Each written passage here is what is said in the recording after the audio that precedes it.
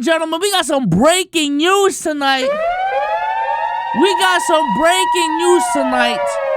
Hot off the presses. Per Woj. Breaking. The Nets have agreed in principle on a trade to send Mikal Bridges to the Knicks for Bojan Bogdanovic, 4 unprotected first-round picks, a protected first-round pick, an unprotected pick swap, and a second rounder. A bomb. There's also other news that we're gonna be talking about with the stream, on the stream, about the Brooklyn Nets and the Houston Rockets. Oh, no. Something to do with KD going to the Rockets. I still need to figure that out. This is a live stream. These are developments happening live. So, if you're watching this on YouTube, go ahead and follow the Twitch to, interact with the chat as we discover all of these things.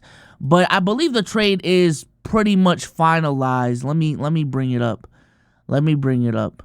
And I think it's still the same trade that was mentioned.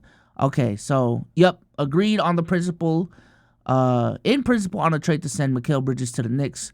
Bojan 4 unprotected first. Protected, same thing. Protected first round via the Bucks. Unprotected pick swap and a second rounder. Long story short, the Brooklyn Nets have traded Mikal Bridges to the New York Knicks in exchange for a bunch of draft picks.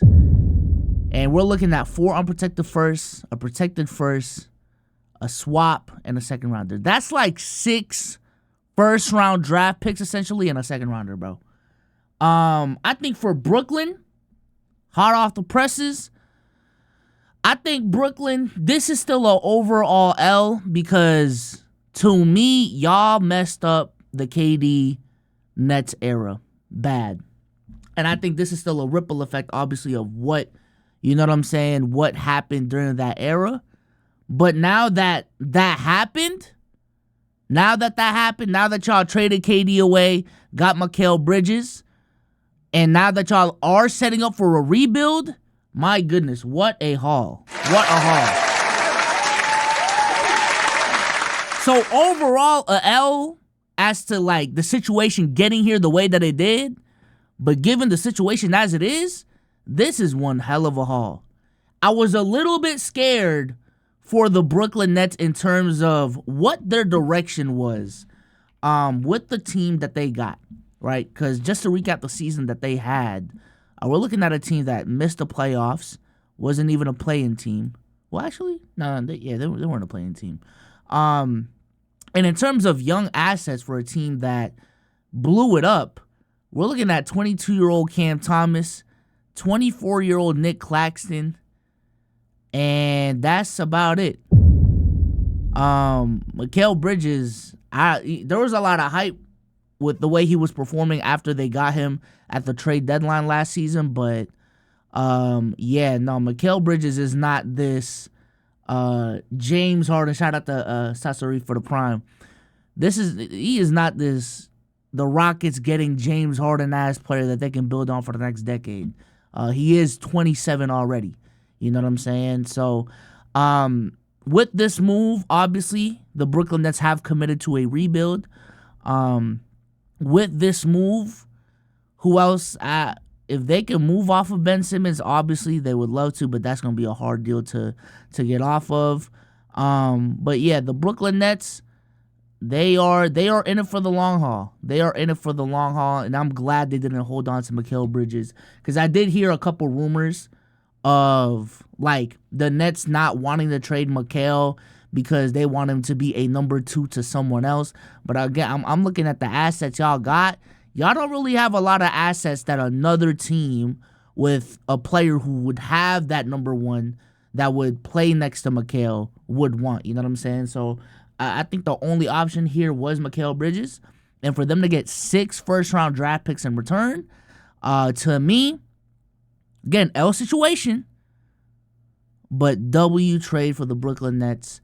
I'm expecting them to be a top 5 pick next season.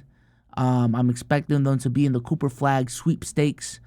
And And hopefully we can, get a new core in Brooklyn. You know what I'm saying? Get a new young core in Brooklyn. Now, I think the bigger conversation is the New York Knicks. And I love this for the New York Knicks. I love this for the New York Knicks, bro. They are not being pussy with this Jalen Brunson, Julius Randle, Josh Hart team, bro. And I love that, bro. I love that for the city of New York. I love that for JB. I love that for this core. Because, once again, we are in the parity league. The league is as wide open as it's ever been. You know what I'm saying? The teams that are winning typically aren't the mold of teams that win. And I think New York, especially in the Eastern Conference, built something really, really good, relatively fast. And I really love the culture and the team that they're building there. You know what I'm saying? This is a team, this is a franchise that, once again, they obviously would love a championship, but they have been the laughing stock. They have been the laughing stock of the NBA for so long. They just want some really good teams for 4 to 5 years. You know what I'm saying? I remember when the Carmelo Anthony Knicks were happening and how happy New York fans were, you know? And when they got JB and they've been these playoff teams for the last 2 years, I love the energy that Knicks fans have been having.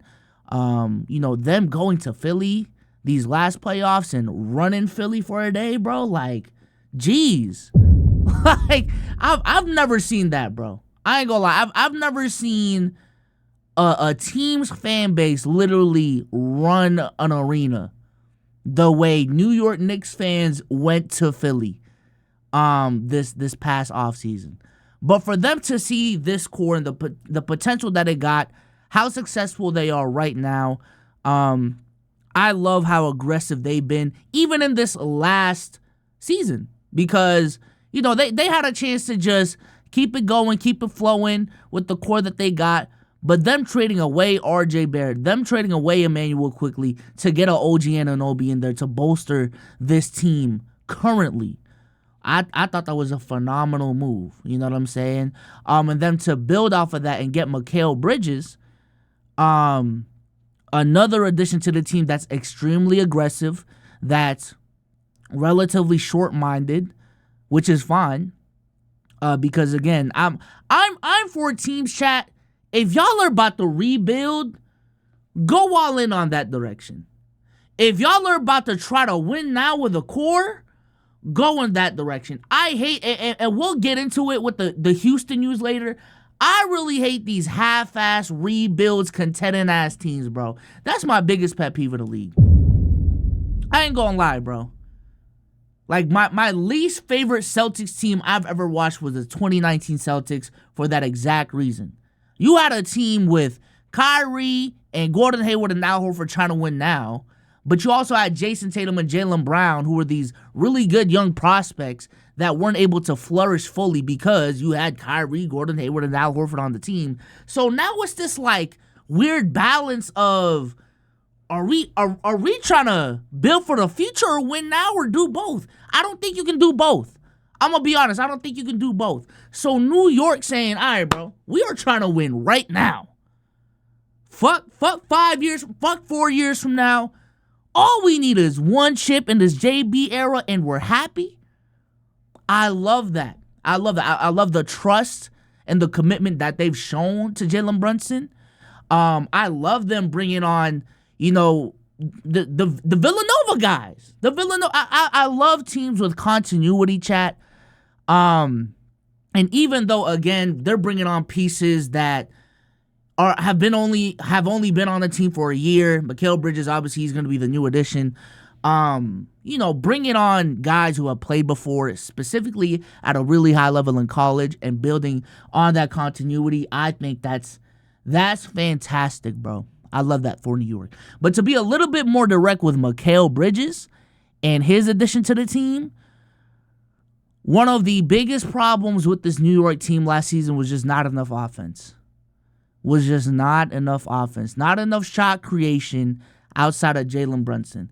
That was supposed to be Julius Randle, but Julius Randle was injured, and I still don't think even a healthy Julius Randle is a good enough shot creator beside Jalen Brunson. I think Julius Randle is more so of the mold of like how Karl Anthony Towns fits with Anthony Edwards.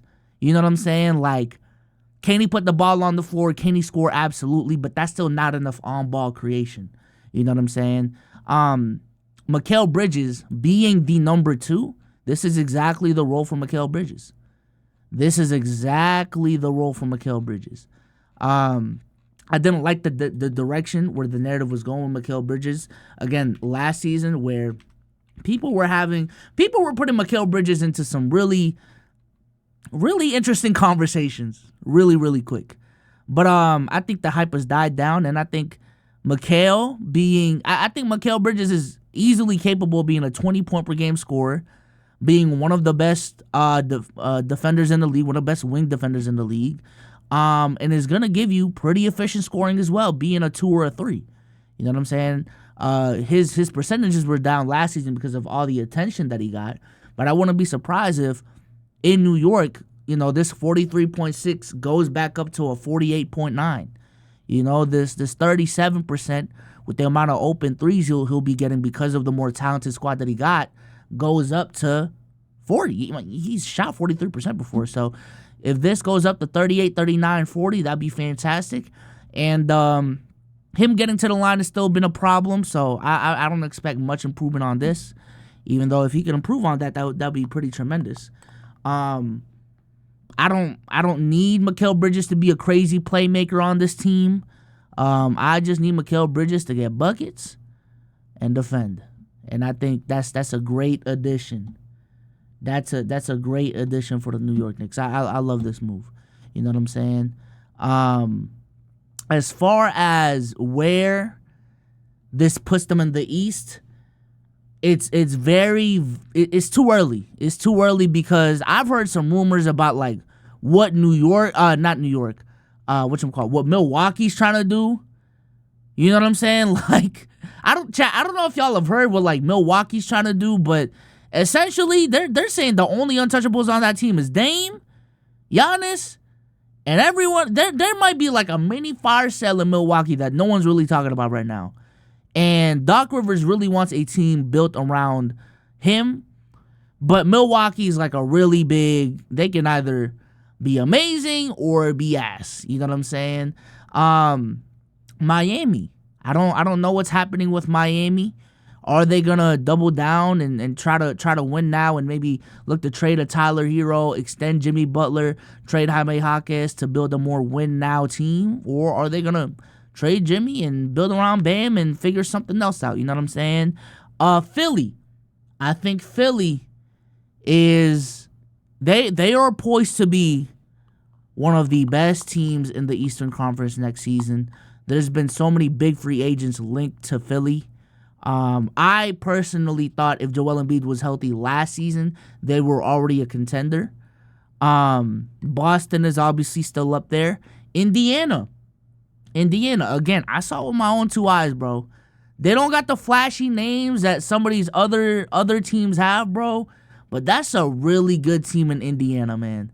That's a really good team in Indiana. And I'm tired of them getting disrespected just to push all these different narratives that y'all got. You know what I'm saying? So I love that the Eastern Conference is being more aggressive. They're trying to close that gap between them and the West. Now, another elephant in the room, and I've seen a lot of y'all talk about this, is how do the Celtics respond? What does this mean for the... Is this the team built to take down the Celtics? Listen, I wanted New York versus Boston in the Eastern Conference Finals last season. Just because of the vibes. You know what I'm saying? I know that's Mickey, but just because of the vibes, I wanted that last season. And I want it again this season, bro. I need to see Boston versus New York, bro. I need to see Boston versus New York. In terms of how I think this team matches up against Boston, if they played right now, Porzingis healthy, everyone on the Knicks healthy, I think this is a 6-game series, Boston side. I think this is a 6-game series, Boston side, and there's going to be a lot of really good games in that series. I just think the teams that give the Celtics the biggest threat to lose are the teams with a dominant rim presence, a dominant presence in the paint. I'm talking about the Bucks, the Sixers. If we happen to match up with the Lakers like AD and Bron, you know what I'm saying? The Denver Nuggets. Those are the teams that, like, as a Celtics fan, I'm like, oh, this about to be a long-ass series. This about to be a long-ass series. But a team still oriented around perimeter play like the Knicks, again, I don't doubt they're gonna be a great team. I'm not saying they're ass. They are comp. But when it comes to the Celtics, I'm still taking the Celtics in 6, man. I can't lie. And if Celtics in 6 is a pussy answer, I'm still leaning towards 5 instead of 7. I don't know, bro. I'm keeping it a stack, bro. I'm keeping it a stack. But nah, this is great for the Knicks, man. This is great for the Knicks. I just hope that this is a core that'll stick for at least 3 years. Because they did trade a lot of first-round draft picks for Mikal. Like, a lot, bro. like, a lot for Mikal. So, all I'm saying is, at least stick around for 3 years. Hopefully, there's a lot of success in this core. And this, knock on wood, this isn't going to be like an injury-riddled 3 years, a bunch of first-round exits, and hell, even like a miss in the playoffs. You know what I'm saying? But yeah, shout out to the Knicks, bro. Shout out to the Knicks. The biggest questions for them though is the OG signing. From everything that I've read, everyone is saying that the trade does still allow for them to keep on negotiating with OG. But I do think one of OG or Julius Randle is not going to be on this team. And honestly, I would go as far as to say 2 of OG, Randle, or Isaiah Hartenstein will not be on this team next season. And if that's the case, it's the price that they pay. It's the price that they pay. Also, they got a lot of guys commanding a lot of big offers from other teams. I think this upcoming season, we are really going to start seeing the effects of this second apron that everyone was talking about last season. I think teams are not going to be as willing to just spend the big bucks as much anymore. You know what I'm saying? So, but yeah, chat, how do y'all feel about this trade, man? Talk to me, chat. Talk to me. Shout out to the 134 in the building. How do y'all feel about this trade, man? Randall to DC for Denny. Get OG out of here, man. Give me a rating out of 10, bro. Give me a rating out of 10. How Giannis not good in the playoffs when he dropped 15? I didn't say that. I don't know. They still need a good big man. Yeah, they still need a good big man. I don't know if they're trying to keep Mitchell Robinson. Are they trying to keep Mitchell Robinson? I don't know. W trade for both sides. 5 first-round picks is crazy. It is, but I don't mind it. They not no. At least the Suns and Nets know they failed.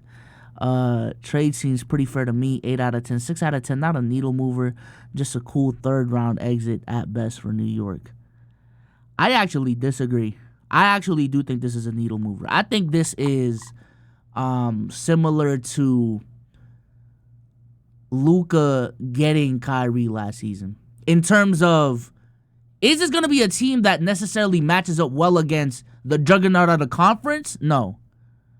But is this a team that if the bracket works out the way, if the bracket works out in a way where another team takes out Boston, but the team that beats Boston matches up well against New York, and now all of a sudden New York is in the finals, I do think that is an actual conversation.